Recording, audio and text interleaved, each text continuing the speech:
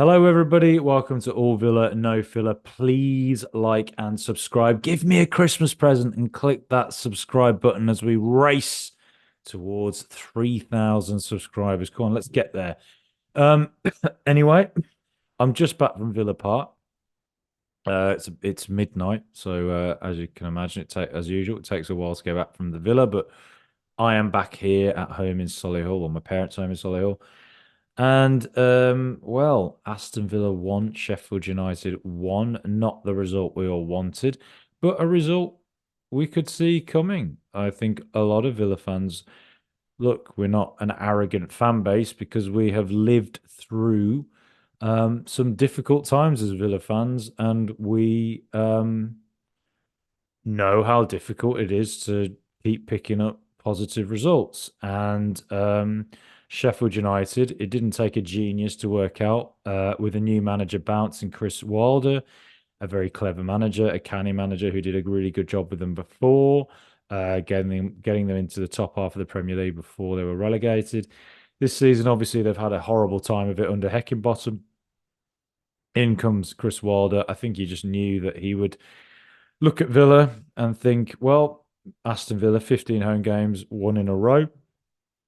This is a massive chance for Sheffield United to show what they're made of and to, give themselves some kind of momentum this season. I think Sheffield, I was up there for a long time at university. I have huge respect for them as a football club. I think they're one of there should be a regular Premier League side, to be honest, same as Sheffield Wednesday. But you know, they came to Villa Park today, and it's quite surreal having to watch opposition teams come to Villa Park and treat us like we're Barcelona, basically. Treat us like a team that they know are going to have absolutely the vast majority of possession, sit five in defence with a tight four, kind of like what Brentford did at their place the other day. 5-4-1, and then just try and hit us on the break. And if I look at some of the stats, 78% possession to Aston Villa, 22 to Sheffield, and for long periods of that game, it was about 88% possession to Aston Villa.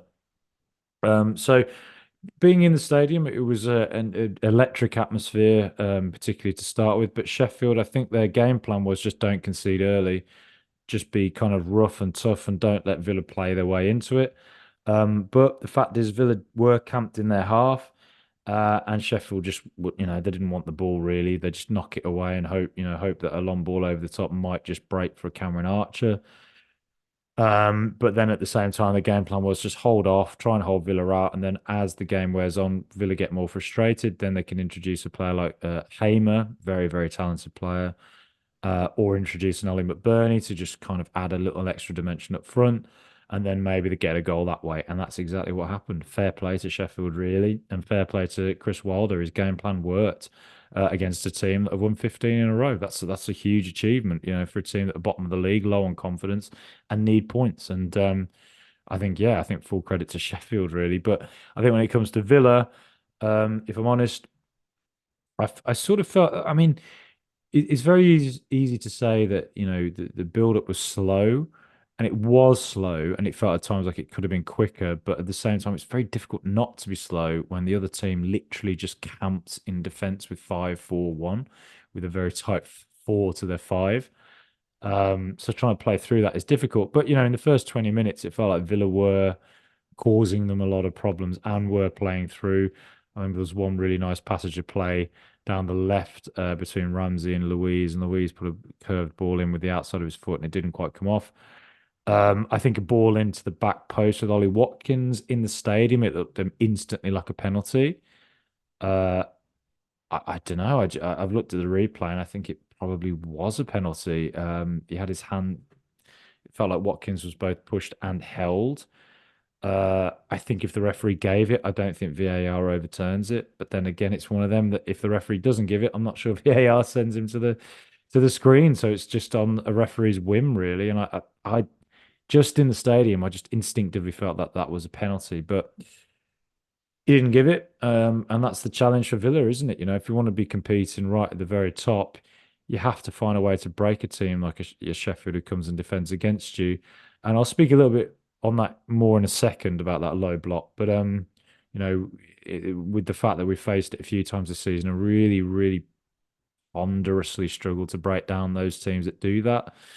But as I say, Sheffield did that first half. By the end of it, it just felt a bit like we've been all over them, but we've not really created anything other than I think one chance that Bailey and Diaby worked in together. And then second half again, more of the same. But once it got to about well, all right. Well, firstly, there's the disallowed goal. Again in the stadium, didn't see anything, didn't notice anything. Sheffield got the ball, were able to get away, so it was a new phase of play. We win it back, ball across, goal from Leon Bailey. And honestly, as soon as the goal went in, I saw the Sheffield players going mad. I saw the referee do that thing, which made me think, well, here we go. It's going to be VAR. So I immediately looked at the screen while most of Van der Rami was celebrating because I thought, well, something's happened that they're complaining about. So let's see what it is. I looked up, and again on the screens, I couldn't see what the problem was. Now I've watched the replay. Yeah, Ramsey is holding his arm. He's holding to his arm. Ramsey's also been held, but on top of that, the next phase of play had sort of gone. Sheffield had it away and were push that hair down. They had it away and Villa won it back. So again, I'm not really sure what the rules are anymore. I don't know why that was not given in the end. A weird one. Frustrating, but again, that's just the annoying nature of it. It just kind of felt in the stadium a little bit like, like I've defended VAR and I still defend VAR because I think as soon as we get rid of it, within 1 week, there will be a series of decisions at Old Trafford that go Man United's way, and we'll all be back to how we were 10 years ago going, why do Man United get every decision? They were 10 yards offside. So I'm just kind of like, I'm quite wary about this sort of anti-VAR thing that's building, just because I know I very vividly remember the way things were just before.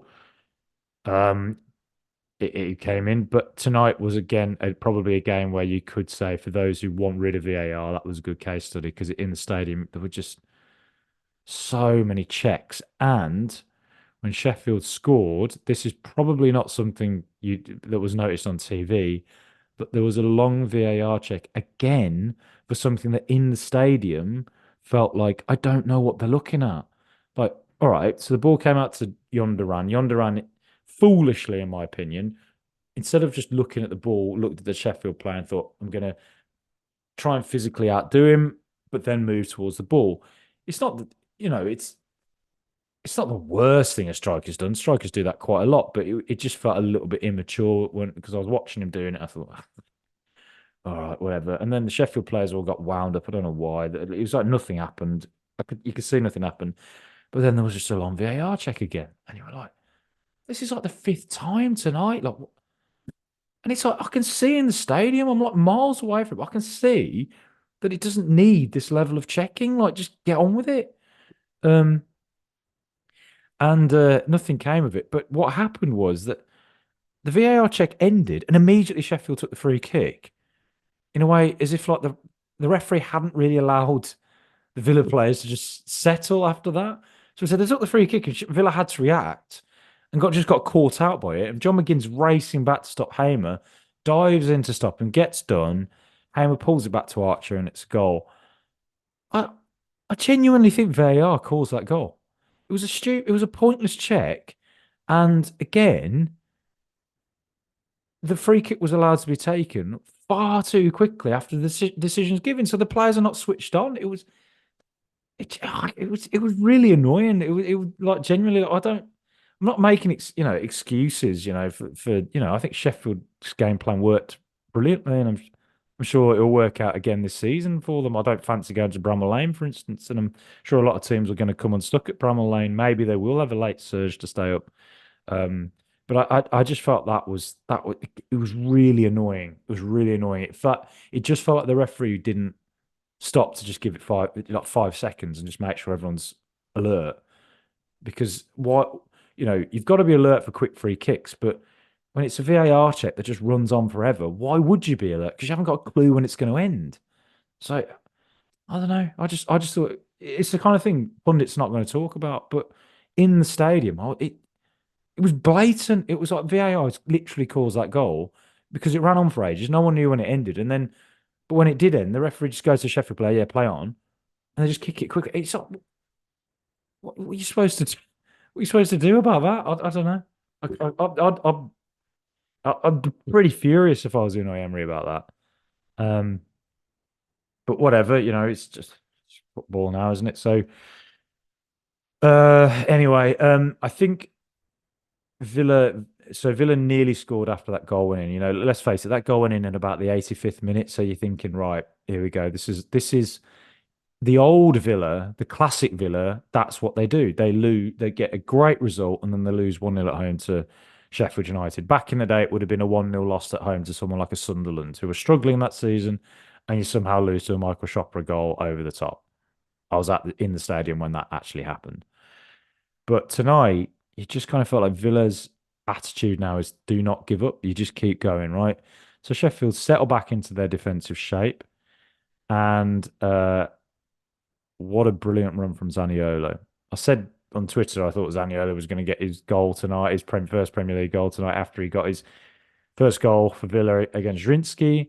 He played well against Brentford when he came on. And tonight, again, when he was involved, he looked useful. And then fantastic run and a great, great header, super header, and a brilliant ball from Douglas Luiz. And that is the Villa we know now. One that um, can get a result late on. And I just felt if it was another 2 minutes, I think we might have created another chance to get the winner. Um, some other observations I'd just say though is that I think we actually missed Kamara. Um, because it felt like I thought McGinn was superb. He just is a brilliant, brilliant football player. But it feels like look when McGinn and Louise play deeper, you're losing something. And I think if Kamara was there, you would have had McGinn further forward. And it just feels like he could have done something a bit further forward and impacted the game more so in attack. And Louise will just do all the sweeping up. Oh, sorry, Kamara will do all the sweeping up, and Louise can therefore attack himself a bit more. Whereas instead with Louise and McGinn, it felt a little bit like the two of them were always having to think of their defensive duties and just having to play side to side all the time because they were both a little bit deeper. Another observation I had was I think Cash looks a little bit low on confidence.